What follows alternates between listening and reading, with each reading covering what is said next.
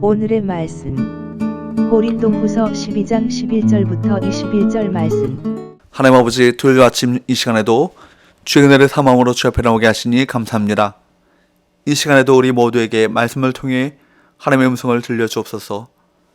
예수님의 거룩하신 이름으로 기도합나이다. 아멘. 할렐루야. 성교 성도 여러분, 오늘 하루도 하나님의 은혜와 평강이 여러분 삶 가운데 넘쳐나길 축복합니다. 오늘 우리에게 주시는 하나님의 말씀은 고린도후서 12장 11절에서 21절까지의 말씀입니다. 자신을 높이지 않았던 바울도 사역에 대한 자부심이 있었습니다. 그는 다른 사도들에 비해 전혀 부족하지 않았다고 말합니다. 11절 12절 내가 어리석은 자가 되었으나 너희가 억지로 시킨 것이니 나는 너희에게 칭찬을 받아야 마땅하도다. 내가 아무것도 아니나 지극히 크다는 사도들보다 조금도 부족하지 아니하니라. 사도의 표가 된 것은 내가 너희 가운데서 모든 참음과 표적과 기사와 능력을 행하는 것이라. 바울이 자기 자신을 자랑한 것은 거짓 교사들을 대항해 자신이 참 사도임을 증명하기 위함입니다.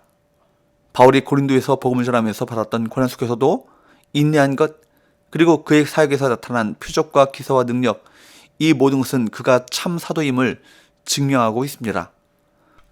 뿐만 아니라 그에게는 어떤 자부심이 있었습니까? 13절 내 자신이 너에게 폐를 끼치지 아니한 일밖에 다른 교회보다 부족하게 한 것이 무엇이 있느냐? 너희는 나의 이 공평하지 못한 것을 용서하라. 바울은 자신이 장막을 만드는 일을 하면서까지 그렇게 자비랑으로 사역을 하면서도 다른 데서 사역할 때 비해 사역에 소홀하지 않고 열심을 내었다는 자부심도 있었습니다. 아무래도 고린도는 부유한 도시였기에 바울의 대적자들 중에는 고린도 교회에서 재정적 지원을 구하는 자들도 있었을 것입니다. 그러나 바울은 오직 고린도 교회 성도들에게 그 영혼을 섬기기 위한 사역을 했고 재물을 얻고자 하지 않았다라는 자부심을 가지고 있었습니다. 14절 15절 보라, 내가 이제 세 번째 너에게 가기를 준비하였으나 너에게 폐를 끼치지 아니하리라. 내가 구하는 것은 너희의 재물이 아니요 오직 너희니라. 어린아이가 부모를 위하여 재물을 저축하는 것이 아니요 부모가 어린아이를 위하여 하느니라. 내가 너희 영혼을 위하여 크게 기뻐함으로 재물을 사용하고 또 내 자신까지도 내어주리니 너희를 더욱 사랑할수록 나는 사랑을 덜 받겠느냐. 그는 세 번째로 고린도 교회를 방문할 때도 이전처럼 폐를 끼치지 않겠다고 합니다. 바울은 자신의 방문 목적을 다름 아닌 너희의 재물이 아니라 오직 너희라고 말하고 있습니다. 그래서 바울은 아이가 부모를 위해 재물을 저축하지 않고 부모가 아이를 위하여 재물을 준비하는 것처럼 고린도 교회를 위해 자신이 사랑으로 재물을 사용하고 자기 자신까지도 기꺼이 내어주겠다고 고백합니다.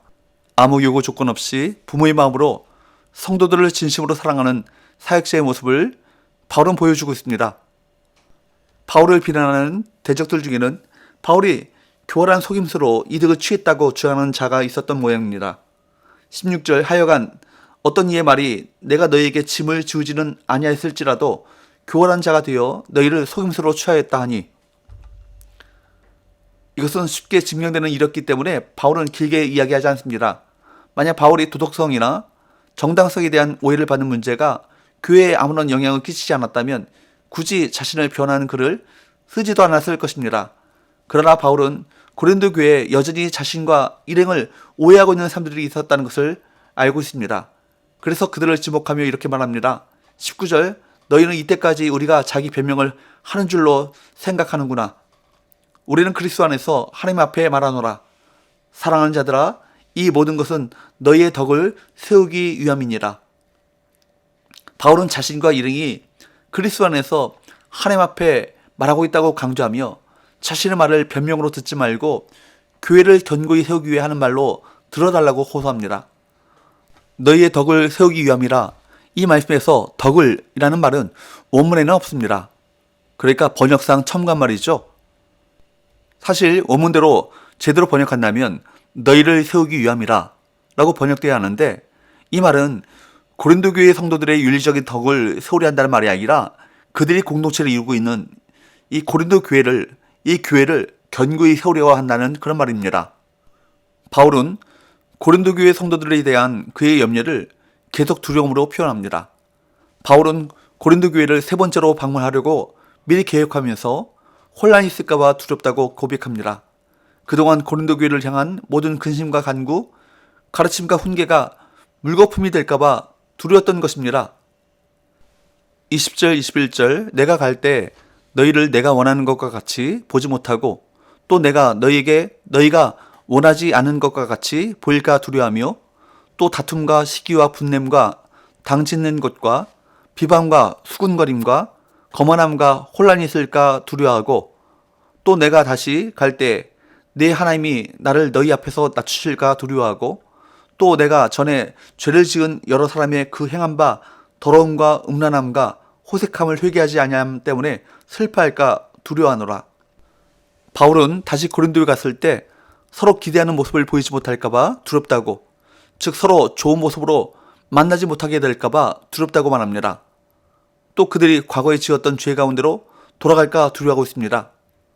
바울은 지금까지 사람들이 그를 낮추고 비난하는 것은 두렵지 않다고 말했는데 하나님께서 자신을 고린도 성도들 앞에서 낮추신 것이 그것도 두렵다고 말합니다. 이는 하나님이 그를 책망하신 것을 의미하죠.